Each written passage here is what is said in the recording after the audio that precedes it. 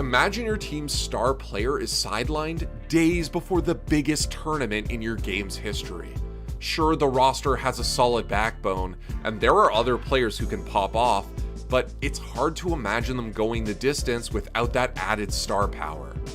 But on this rare occasion, the right player stepped into that void, and even without much practice, absolutely destroyed the competition.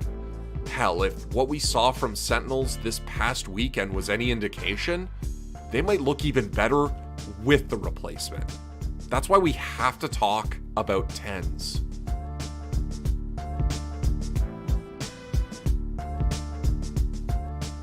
Hey guys, if you're watching this video, it's probably not the first time we've talked to you about subbing to our channel, but maybe it's the time you should actually do it.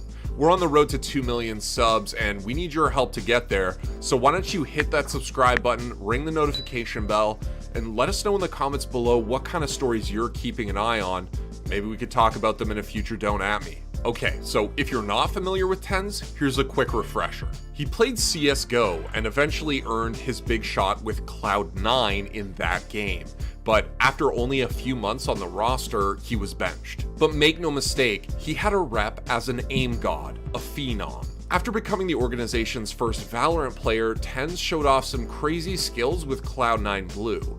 And for a lot of people, it was further evidence that he was one of the best young aimers in Valorant.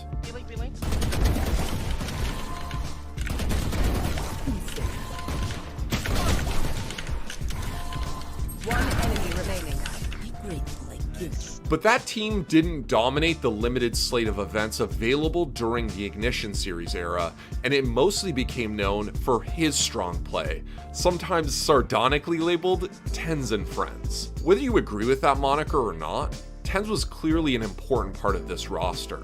So when he later announced a swap to streaming and content creation, still under contract with Cloud9 of course, it felt like his developing potential was being wasted. But why is TenZ playing for Sentinels now? On March 9th, Sentinels star player Jay Sinatra Wan was accused of sexual assault by his ex-girlfriend Cleo. We already did a video about the situation, so we won't go into detail here. But the accusation left Sinatra suspended from the team and unable to play in the upcoming Masters tournament pending an investigation. The suspension, announced a couple days before VCT NA Masters Stage 1 began, left Sentinels with a decision. Who replaces Sinatra? Well, we got an answer pretty quick. After Riot granted them an exception to fill out their roster, Sentinels were able to acquire TenZ from Cloud9. Here's Sentinels IGL Shazam talking about the move on stream. I DM'd him on Twitter. I said, yo, you want to play? He said, I'm down. Yeah, so I'm on loan from C9 to Sentinels. So basically, Sentinels is just taking over my contract and I'm fully representing Sentinels. So the accusations against Sinatra go public on March 9th. On March 10th, he's suspended from both Sentinels and the VCT. And on March 11th, Sentinels announced that they've acquired TenZ and he's going to be playing with them at Masters, which starts in less than 24 hours. We're talking about a player who hadn't played a competitive match in like 2 months, and then he's signed up as the sub for Sentinels, and he had basically no time beforehand to practice. Like, he had basically 1 hour of practice. In regards to practice, since it was such a last minute thing of getting me, we haven't practiced at all, and tomorrow is the tournament, and I don't think we have scrims before the tournament. So tomorrow at 12 PST, that'll basically be our scrim right there.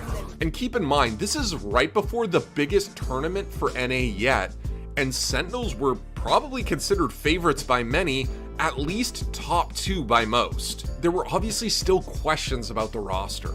Even with TenZ's firepower, how would he be able to fit into Sentinel's system? Who the hell would play Jett? Would Shazam be able to figure out the best way for all of this to work? And to that last question, the answer was a resounding yes. At the beginning of the year, it was in their ability to take specifically against Sentinels.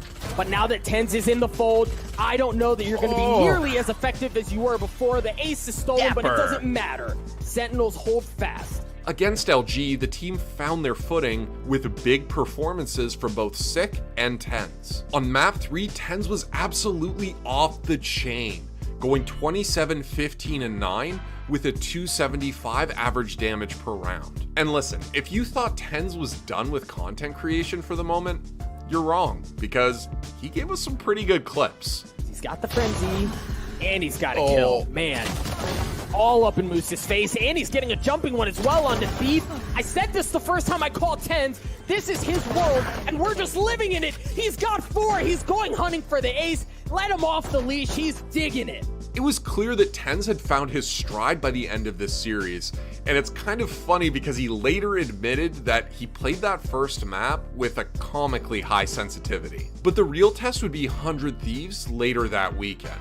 Their slower one duelist style would surely contrast against the looser two duelist style being played by Sentinels. But even though map 2 went to overtime, it was Sentinels moving on to winners finals. 3v3, he's got the showstopper as well. TenZ looking to go big for Sentinels, and so far, so good. The spike goes down, number advantage in favor of Sentinels, and oh my gosh, TenZ is just a man possessed.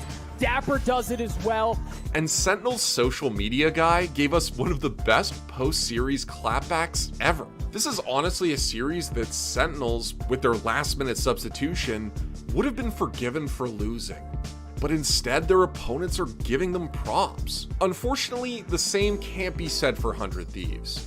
So far, they've struggled to dominate with their slower one duelist style in the adrenaline-addicted NA landscape. And listen, maybe history will absolve 100 Thieves for moving to this slower style and just working through these growing pains now. Maybe in 2 years, we'll look back nostalgically at this time and think, wow, wasn't it awesome you could run 2 duelists?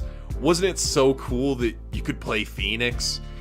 Do you remember how everyone was saying Schmeeg nonstop? Just know that nobody else, no other Jet Schmeegs, bro. It's only me, dog.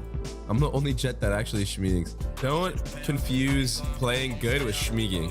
For the moment, 100 Thieves have to just figure this thing out, and Sentinels have to keep up the pressure on their opponents. TenZ was an important part of that pressure, but also key to these victories was Sick, who played incredibly well personally and in tandem with TenZ. Sentinel's in-game leader Shazam has also seemed to have an easy time making TenZ comfortable. He was able to explain most stuff that they would do and stuff within like an hour and kind of slot me into the role.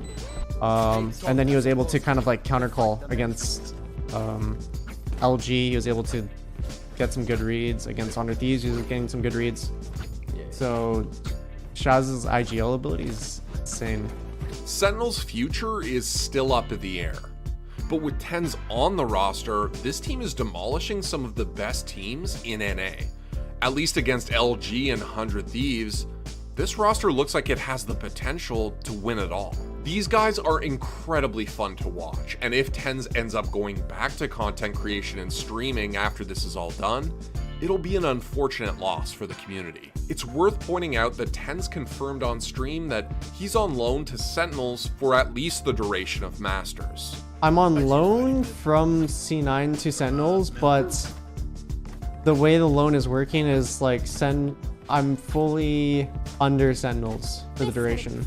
Listen, TenZ is wasted on the ladder. He needs to be on a top roster, one that gives him the support he needs in the server to win matches and outside of game to continue to develop his skills. If long-term that roster ends up being Sentinels, I think Valorant fans could be in for a hell of a ride. Sentinels will face FaZe Clan on Friday. Another awesome story there, and one that I'm excited to bring to you later this week, hopefully with some comments by the Schmeeg himself. What did you guys think of Sentinel's opening weekend with TenZ? Let me know in the comments below. I feel like my own trajectory as a human being has mirrored Shia LaBeouf's. in the sense that, like, there was a time when I was, like, a different person. I'm just, like, not that person anymore, and I feel like Shia LaBeouf's the same way. Now, having said that, I think he's... Well, I'm not gonna shit talk Shia LaBeouf. He'll come to my house, so I don't want that. But you know, you're like, hey, you know what the fucking deal is? Put your coat up by the fucking door. You know, exactly 2 kinds. We got domestic. We got premium. We have domestic. We have domestic premium. We have. That's it. There's no stouts. A porter's a thing they got at the Hilton.